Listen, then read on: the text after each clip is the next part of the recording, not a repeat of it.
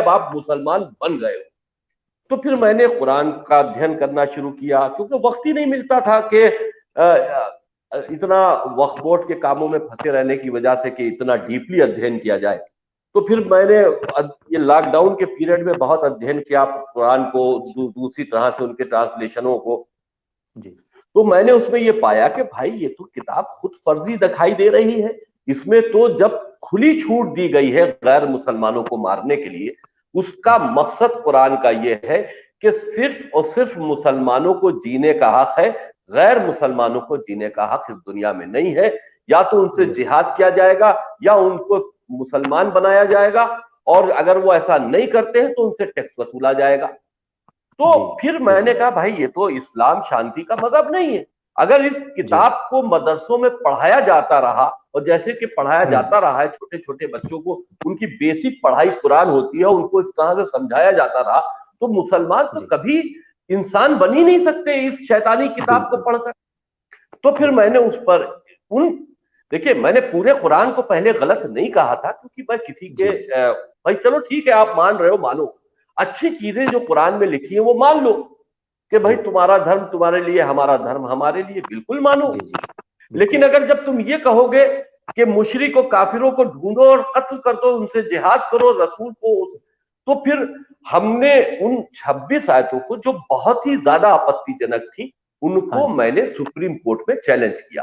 Supreme court ने उसको धार्मिक मामला समझा, जबकि मैंने उसको देश की सुरक्षा के हित में बात कहते हुए कहा था कि हमारे देश में इस तरह की एजुकेशन दी जा रही है। अगर इस तरह की एजुकेशन किसी एक तबके को दी जाएगी जहां खून और गारत और कत्ल करने की शिक्षा दी जाएगी, तो फिर हमारे देश से आतंकवाद कैसे खत्म होगा? हम इसीलिए आतंकवाद को फेस कर रहे हैं। तो खैर वो सुप्रीम कोर्ट ने उसको पूरा नहीं पढ़ा, नहीं समझा, और उन्हीं ने उसको खारिज कर दिया। तो कोई बात नहीं, हमने उस पर डिबेट शुरू की, लेकिन कम से कम उस याचिका से ये तो हुआ कि पूरी दुनिया में उन 26 आयतों को के ऊपर से पर्दा हटा, और पर्दा हटकर एक डिबेट शुरू हुई कि भाई ये क्या है 26 आयतें जो कि इतनी खौफनाक और इतनी खतरनाक है। तो लोगों के समझ में आया कि भाई कुरान ही आतंकवाद का प्रेरणा देता है, कुरान ही सबको मारने की बात करता है। तब फिर मैंने कुरान को जब समझा, तो फिर मैंने मोहम्मद पर अध्ययन करना शुरू किया।